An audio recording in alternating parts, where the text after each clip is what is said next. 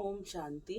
आज 29 जनवरी 2025 है। सुनते हैं बाबा की मीठे मधुर महावाक्य।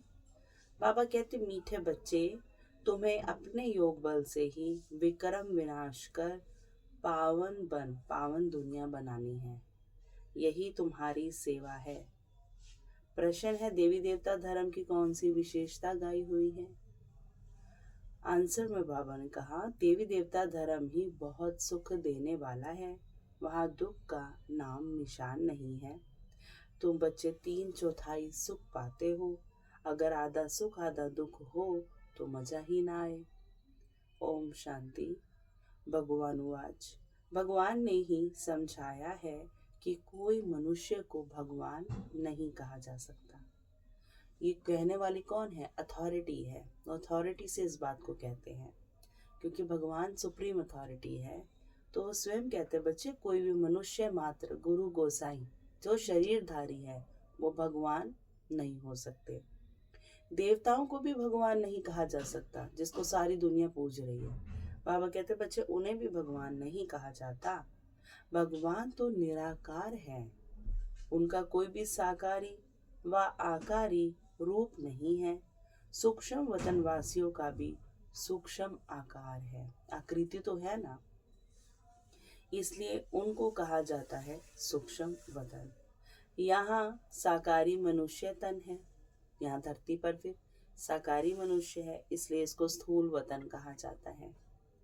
स्थूल वतन में यह स्थूल 5 तत्वों का शरीर, सूक्ष्म वतन में ये स्थूल 5 तत्वों का शरीर नहीं होता।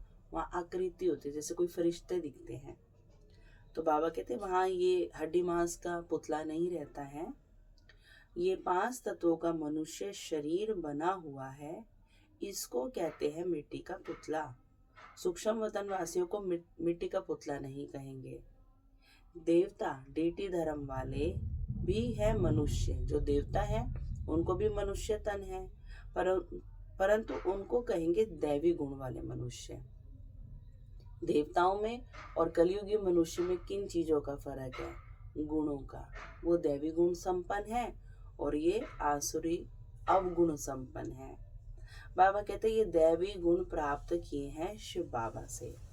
भाई गुण सिखाने वाले तो कोई होते हैं ना। दैवी गुण वाले मनुष्य और आसुरी गुण वाले मनुष्यों में कितना फर्क है। मनुष्य ही शिवालय व वैशाल्य में रहने लायक बनते हैं। सतयुग को कहा जाता है शिवालय। सतयुग यहाँ ही होता है, कोई मूल वतन या सूक्ष्म वतन में नहीं होता, क्योंकि संसार में तो मान्यता स्वर्ग ऊपर होता है। बाबा कहते नहीं बच्चे, उसकी ऊपर यानी ऊंची स्थिति है, जो आज संसार की डाउन स्थिति हो चुकी है। तो उन सब में सतयुग की ऊंची स्थिति है, इसलिए उसको सारे क्या कहते हैं बिना समझे हुए कि वो ऊपर में है। तुम बच्चे जानते हो वह शिव बाबा का स्थापन किया हुआ शिवालय है। कब स्थापन किया? कभी तो स्थापन किया है। बाबा कहते हैं संगम पर। यह पुरुषोत्तम युग है। अभी यह दुनिया है पति तमो प्रधान। इसको सतो प्रधान नई दुनिया नहीं कहेंगे। संसार में चकाचौंध बहुत है तो सोचते हैं बहुत डेवलप हो रहा है। बाबा कहते नहीं बच्चे, ये तो पति दुनिया है, तमो प्रधान और पुरानी है। नई दुनिया को सतो प्रधान कहा जाता है। यहाँ सुख के पिछाड़ी दुख ही दुख है। वही जब दुनिया नई से पुरानी बनती है तो उसको तमो प्रधान कहा जाता है। फिर सतो प्रधान कैसे बनती है? तुम बच्चों के योग बल से तुम्हारे विक्रम विनाश होते हैं और तुम पवित्र बन जाते हो। पवित्र के लिए तो फिर जरूर पवित्र दुनिया चाहिए। नई दुनिया को पवित्र, पुरानी दुनिया को अपवित्र कहा जाता है। पवित्र दुनिया बाप स्थापन करते हैं और पतित दुनिया रावण स्थापन करते हैं। ये बातें कोई मनुष्य नहीं जानते। ये 5 विकार ना हो तो मनुष्य दुखी होकर बाप को याद क्यों करे? सुख में कोई याद करता है? बाप कहते मैं हूं ही दुख हरता, सुख करता। रावण का 5 विकारों का पुतला बना दिया है ना। वो इतना दुख देता है, उसको हर वर्ष जलाते हैं। 10 शीश का पुतला बनाते हैं उसको। एक शीश नहीं है, मैंने एक तरह का दुख नहीं देता, वैरायटी दुख। उस रावण को दुश्मन समझकर जलाते हैं। सो भी ऐसे नहीं कि द्वापर आदि से ही जलाना शुरू कर देते हैं, नहीं।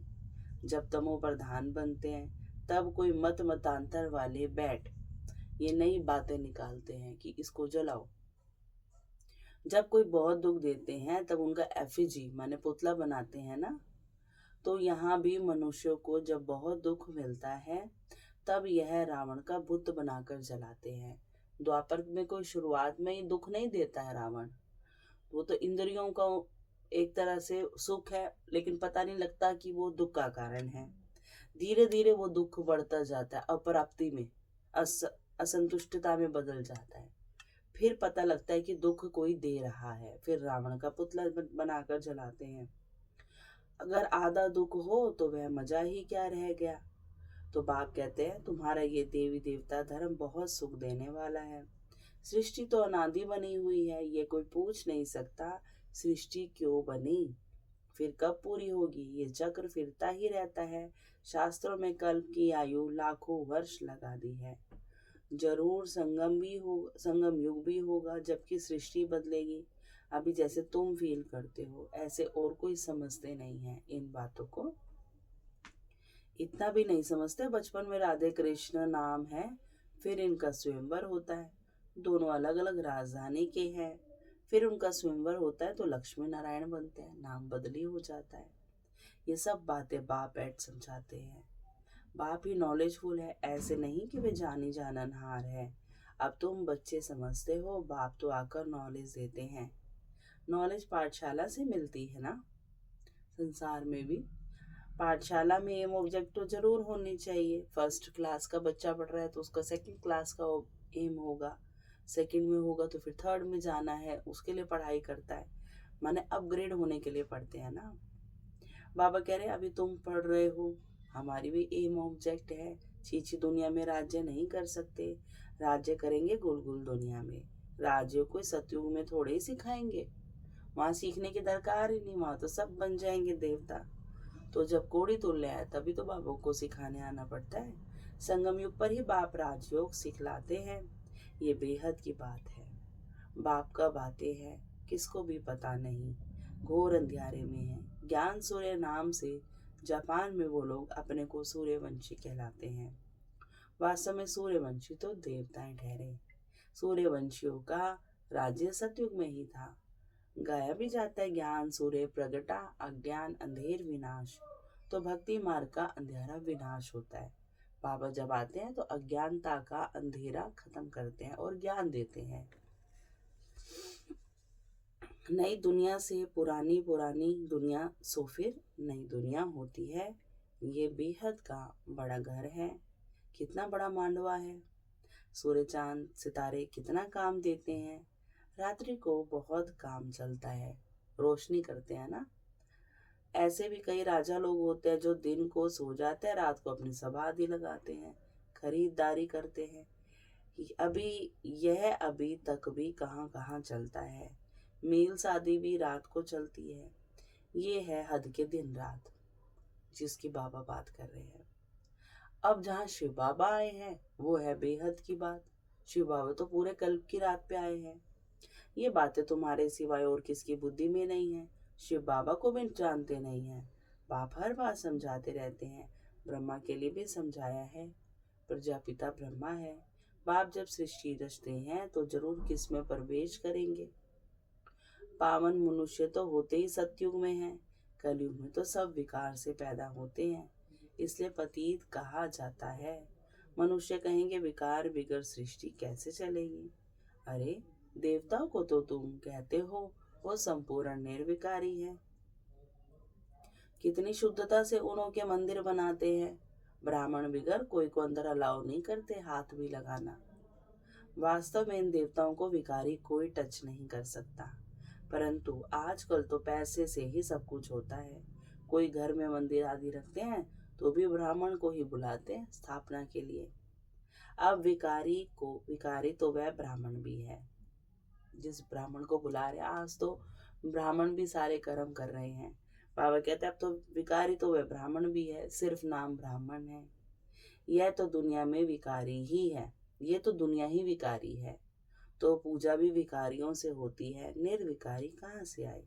निर्विकारी होते ही हैं सत्युग में, और उनको पूजा की दरकार नहीं रहती। ऐसे नहीं कि जो विकार में नहीं जाते उनको निर्विकारी कहेंगे। समझो कोई का डाइवोर्स हो रखा है, या कोई का मतलब जो उसका कंपेनियनशिप में था वो उसकी डेथ हो गई है, तो काढ़ने काढ़ने कईयों को जो है प्योर रहना पड़ता है, पवित्र, पर मनसा तो उनकी पवित्र नहीं रहती ना। तो बाबा कहते हैं यहाँ निर्विकारी कहाँ से आए? ऐसे नहीं, जो विकार में नहीं जाते उनको निर्विकारी कहेंगे। शरीर तो फिर भी विकार से पैदा हुआ है ना। बाप ने एक ही बात बताई है कि यह सारा रावण राज्य है। राम राज्य में है संपूर्ण निर्विकारी, रावण राज्य में है विकारी। सतयुग में पवित्रता थी तो पीस प्रॉस्पर्टी थी। तुम दिखला सकते हो, सतयुग में लक्ष्मी नारायण का राज्य था ना, एग्जाम्पल दिखा सकते हो ना। वहाँ 5 विकार होते नहीं, वह है ही पवित्र राज्य। सो भगवान स्थापन करते हैं, भगवान पतित राज्य थोड़े ही स्थापन करते हैं। सतयुग में अगर पतित होते तो पुकारते ना कि पावन बनाओ। वहाँ तो कोई पुकारते ही नहीं है, सुख में कोई याद नहीं करते।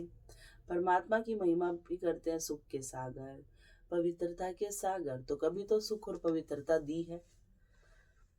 बाबा कहते भी हैं शांति हो। अब सारी दुनिया में शांति मनुष्य कैसे करेंगे? शांति का राज्य तो एक स्वर्ग में ही था। जब कोई आपस में लड़ते हैं तो सुलह शांति कराना होता है, वहां तो है ही एक राज्य। बाप कहते हैं इस पुरानी दुनिया को ही अब खत्म होना है। इस महाभारत लड़ाई में सब विनाश होते हैं। विनाश काले विपरीत बुद्धि अक्षर भी लिखा हुआ है। बरोबर पांडव तो तुम हो ना। महाभारत लड़ाई भी है, विनाश का समय भी है, और बरोबर पांडव भी हैं, पांडव पति भी हैं। तुम हो रूहानी पंडित, सबको मुक्ति धाम का रास्ता बताते हो। वे है आत्माओं का घर शांति धाम, ये है दुख धाम। अब बाप कहते हैं इस दुख धाम को देखते हुए भी भूल जाओ। बस अभी तो हमको शांति धाम में जाना है, यह आत्मा कहती है। आत्मा रियलाइज करती है, आत्मा को स्मृति आई है कि मैं आत्मा हूँ। बाप कहते हैं मैं जो हूँ जैसा हूँ, मुझे कोटों में कोई में भी कोई पहचानते हैं, और तो कोई समझ ना सके। तुमको ही समझाया है मैं बिंदी हूँ। तुम्हें ये घड़ी घड़ी बुद्धि में रहना चाहिए कि हमने 84 का चक्कर कैसे लगाया। इसमें बाप भी याद आएगा, घर भी याद आएगा, चक्र भी याद आएगा। इस वर्ल्ड की हिस्ट्री ज्योग्राफी को तुम ही जानते हो, कितने खंड हैं इसमें, कितनी लड़ाई आदि लगी। सतयुग में लड़ाई आदि की कोई बात नहीं। कहाँ राम राज्य जहाँ कोई लड़ाई, कोई दुख नहीं, कोई अपवित्रता नहीं। कहाँ रावण राज्य, सब कुछ है यहाँ। दुख, चिंता, परेशानी, लड़ाई झगड़े। बाप कहते हैं अभी तुम जैसे कि ईश्वरीय राज्य में हो। अभी हम ना राम राज्य में ना रावण राज्य में, हम का है ईश्वरीय पालना, ईश्वरीय राज्य में है और ईश्वर की पालना ले रहे हैं। ईश्वरीय राज्य में हो क्योंकि ईश्वर यहाँ आया है राज्य स्थापन करने। ईश्वर खुद तो राज्य करते नहीं, खुद राजाई लेते नहीं, निष्काम सेवा करते हैं। ऊंच ऊंच भगवान है सब आत्माओं का बाप। बाबा कहने से एकदम खुशी का पारा चढ़ना चाहिए। अतीन्द्रिय सुख तुम्हारी अंतिम अवस्था का गाया हुआ है। जब इम्तिहान के दिन नजदीक आते हैं उस समय सब साक्षात्कार होते हैं। अतीन्द्रिय सुख भी बच्चों को नंबरवार है। कोई तो बाप की याद में बड़ी खुशी में रहते हैं। तुम बच्चों को सारा दिन यही फीलिंग रहे कि क्या फीलिंग रहे, ओहो बाबा आपने हमें क्या से क्या बना दिया, आपसे कितना ना हमें सुख मिलता है। बाप को याद करते प्रेम के आंसू आ जाते हैं। कमाल है, आप आकर के हमको दुख से छुड़ाते हो, विषय सागर से क्षीर सागर में ले चलते हो। सारा दिन यही फीलिंग रहनी चाहिए। बाप जिस समय तुमको याद दिलाते हैं तो तुम कितने गदगद होते हो। शिव बाबा हमको राजयोग सिखला रहे हैं। बरोबर शिवरात्रि भी मनाई जाती है ना, तो यानी शिव बाबा आए थे, परंतु मनुष्य ने शिव बाबा के बदले श्री कृष्ण का नाम गीता में दे दिया है। ये बड़े ते बड़ी एकज भूल है कि बाबा से सबका कनेक्शन टूट गया। नंबर 1 गीता में ही भूल कर दी है, ड्रामा ही ऐसा बना हुआ है। बाबा बच्चों की गलती नहीं निकालते, बाबा ड्रामा पर डाल देते हैं कि ड्रामा में ही ऐसा है। बाप आकर यह भूल बताते हैं कि पतित पावन मैं हूँ, वह श्री कृष्ण है। तुमको मैंने राजयोग सिखलाए, मनुष्य से देवता बनाया। गायन भी मेरा है ना। अकाल मूरत, अजोनी, अभोक्ता, जो भी महिमा है, श्री कृष्ण की ये महिमा थोड़ी हो सकती है। बाबा कहते हैं वो तो जन्म मरण में भी आते हैं, वो जोनी में भी हैं, मनुष्य जोनी में। वह तो पुनर्जन्म में आने वाला है। तुम बच्चों में भी नंबरवार है, जिनकी बुद्धि में ये सब बातें रहती हैं। ज्ञान के साथ चलन भी अच्छी चाहिए। माया भी कोई कम नहीं है। जो पहले आएंगे वे जरूर इतने ताकत वाले होंगे। पाठधारी भिन्न भिन्न होते हैं ना। हीरो हीरोइन का पाठ भारतवासियों को ही मिला हुआ है। तुम सबको रावण राज्य से छुड़ाते हो। श्रीमत पर तुमको कितना बल मिलता है। माया भी बड़ी दुष्टर है, चलते चलते धोखा दे देती है। बाबा प्यार का सागर है, तो तुम बच्चों को भी बाप समान प्यार का सागर बनना है। कभी कड़वा नहीं बोलो। किसको दुख देंगे तो दुखी होकर मरेंगे। ये आदतें सब मिटानी है। गंदे ते गंदी आदत है विषय सागर में बूते लगाना। बाप भी कहते हैं काम महाशत्रु है। कितनी बच्चियां मार खाती हैं। कोई कोई तो बच्ची को कह देंगे भल पवित्र बनो। अरे पहले खुद तो पवित्र बनो। बच्ची दे दी, खर्चे आदि के बोझ से और ही छूटा, क्योंकि समझते हैं पता नहीं इनकी तकदीर में क्या है। घर में कोई सुखी मिले या ना मिले, आजकल खर्चा भी बहुत लगता है। गरीब लोग तो झट दे देते हैं, फिर कोई को फिर मोह रहता है। आगे एक भील नहीं आती थी, उनको ज्ञान में आने नहीं दिया, क्योंकि जादू का डर था। भगवान को जादूगर भी कहते हैं ना। रहम दिल भी भगवान को ही कहेंगे, श्री कृष्ण को थोड़े ही कहेंगे। रहम दिल वह जो बेरहमी से छुड़ाए। बेरहमी है रावण। पहले पहले है ज्ञान भक्ति और वैराग्य। ऐसे नहीं भक्ति ज्ञान फिर वैराग्य कहेंगे। ज्ञान का वैराग्य थोड़ी कह सकते हैं। बाबा कहते भक्ति का वैराग्य करना होता है, तो पहले ज्ञान है फिर भक्ति चलती है। अब एक ये जो युग है ये है वैराग्य का। भक्ति का वैराग्य करना होता है, इसलिए ज्ञान भक्ति वैराग्य ये अक्षर राइट है। बाप तुमको बेहद का अर्थात पुरानी दुनिया का वैराग्य कराते हैं। सन्यासी तो सिर्फ घर बार से वैराग्य कराते हैं। ये भी ड्रामा में नूंद है, मनुष्य की बुद्धि में बैठता ही नहीं। भारत 100% साल्वेंट निर्विकारी हेल्दी था, कभी काले मृत्यु नहीं होती थी। इन सब बातों की धारणा बहुत थोड़ों को ही होती है। जो अच्छी सर्विस करते हैं वो बहुत साहूकार बनेंगे। बच्चों को तो सारा दिन बाबा बाबा ही याद रहना चाहिए, परंतु माया करने नहीं देती। बाप कहते हैं सतो प्रधान बनना है तो चलते फिरते खाते मुझे याद करो। मैं तुमको विश्व का मालिक बनाता हूँ, तुम याद नहीं करेंगे। बहुतों को माया के तूफान बहुत आते हैं। बाप समझाते हैं ये तो होगा, ड्रामा में नूंद है। स्वर्ग की स्थापना तो होनी ही है, सदैव नई दुनिया तो रह नहीं सकती।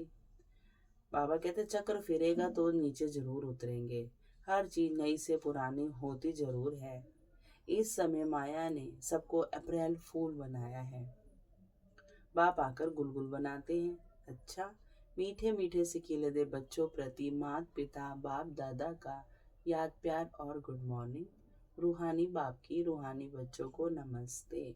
हम रूहानी बच्चों की रूहानी माता पिता बाप दादा को बहुत बहुत याद प्यार गुड मॉर्निंग और नमस्ते बाबा। फिर बाबा ने धारणा में कहा बाप समान प्यार का सागर बनना है। कभी किसको दुख नहीं देना है, कड़वे बोल नहीं बोलने हैं, गंदी आदतें मिटा देनी है। बाबा से मीठी मीठी बातें करते इस फीलिंग में रहना है कि ओहो बाबा आपने हमें क्या से क्या बना दिया, आपने हमें कितना सुख दिया है। बाबा आप क्षीर सागर में ले चलते हो, सारा दिन बाबा बाबा याद रहे। वरदान है सर्व संबंध और सर्व गुणों की अनुभूति में संपन्न बनने वाले संपूर्ण मूर्त भव। संगम युग पर विशेष सर्व प्राप्तियों से स्वयं को संपन्न बनाना है। इससे सर्व खजाने, सर्व संबंध, सर्व गुण और कर्तव्यों को सामने रख चेक करो कि सब बातों में अनुभवी बने हैं। यदि किसी भी बात के अनुभव की कमी है तो उसमें स्वयं को संपन्न बनाओ। एक भी संबंध व गुण की कमी है तो संपूर्ण स्टेज व संपूर्ण मूर्त नहीं कहला सकते। इससे बाप के गुणों व अपने आदि स्वरूप के गुणों का अनुभव करो, तब संपूर्ण मूर्त बनेंगे। स्लोगन है, जोश में आना भी मन का रोना है। अब रोने का फाइल खत्म करो। जोश में आना भी मन का रोना है, अब रोने का फाइल खत्म करो। और आज की मनसा सेवा का पावरफुल पॉइंट है, मनसा सेवा करने के लिए सर्व शक्तियों को अपने जीवन का अंग बना लो। ऐसे बाप समान परफेक्ट बनो जो अंदर कोई डिफेक्ट ना हो। तब श्रेष्ठ संकल्पों की एकाग्रता द्वारा अर्थात मनसा द्वारा स्वतः साकाश फैलेगी। मतलब हमारे अंदर वो गुण होंगे, शक्तियां होंगी, कोई डिफेक्ट नहीं होगा, तो मनसा सकाश देने की जरूरत नहीं है। सूरज उगता है, रोशनी आप पे फैलती है, तो जरूरत क्या है, उन गुणों को, शक्तियों को अपने भीतर में अनुभव करना। हम अनुभव करेंगे तो सामने ऑटोमेटिक रिफ्लेक्ट होगी। अच्छा, ओम शांति। शुक्रिया बाबा, शुक्रिया।